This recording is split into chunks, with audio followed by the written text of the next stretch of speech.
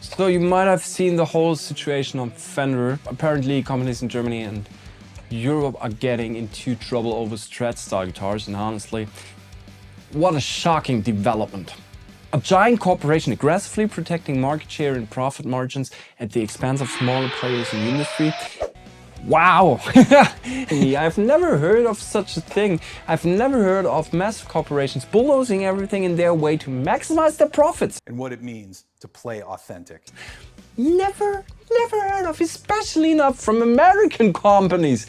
That would be crazy. Totally not the economic blueprint of the last 70 years. To be fair, I do understand protecting your designs. If somebody copies your stuff, throws a fake logo on it, sells it for 129 bucks on AliExpress, yeah, obviously that's a problem, obviously. But the weird part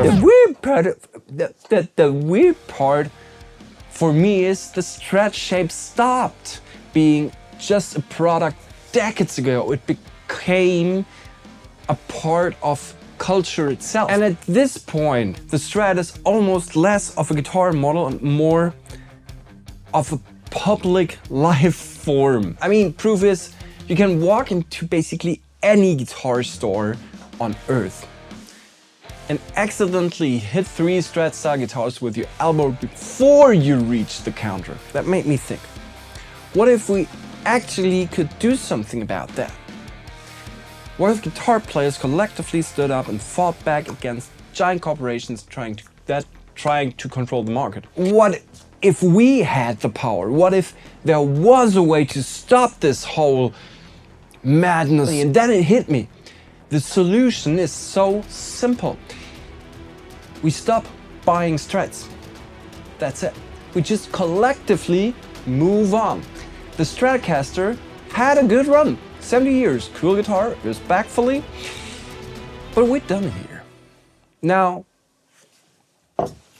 it's the Telecaster's turn.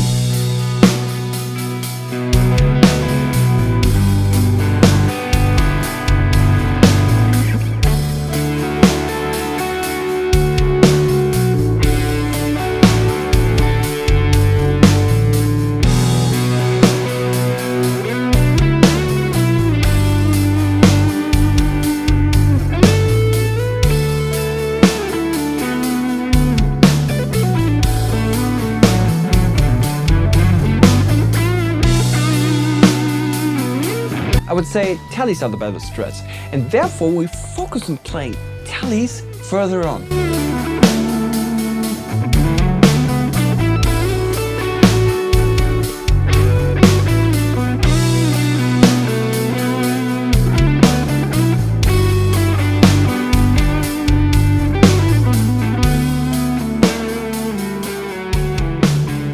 But we still don't want to support potential fraudulent companies, so let's see what the alternatives are. And here on Tony's Guitar Hangout, my ultimate goal is to show you stuff that you can buy for a little bit less money than Fender and Gibson and all that stuff, but still have a decent quality. So, which actually brings me to today's part of the video, presented by Henry's Guitars. Because if you want cool gear without selling your kidneys for a logo on the headstock, companies like Henry's are honestly way more interesting these days. And this right here is the Henry's Space 2.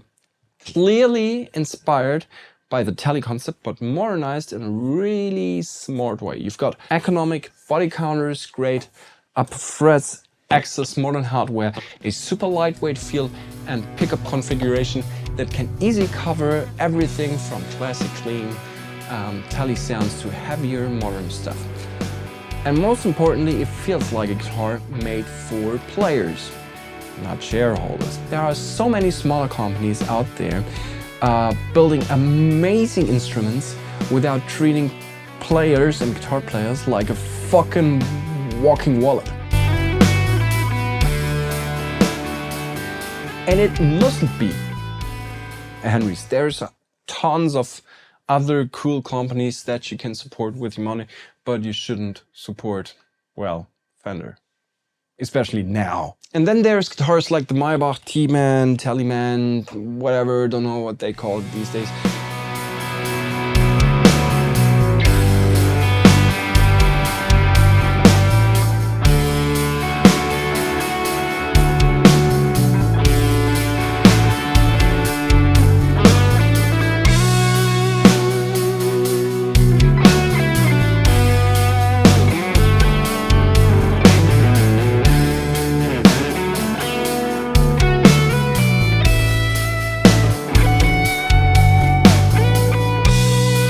Which also feels less like a quarterly earning report and more like an actual instrument made by people who genuinely love guitars. That's kind of the stuff I personally want to support more these days. Not because Fender bad, well, okay, because Fender bad, and because smaller builders, passionate companies, and weird little guitar nerds are usually the people keeping guitar culture alive in the first place.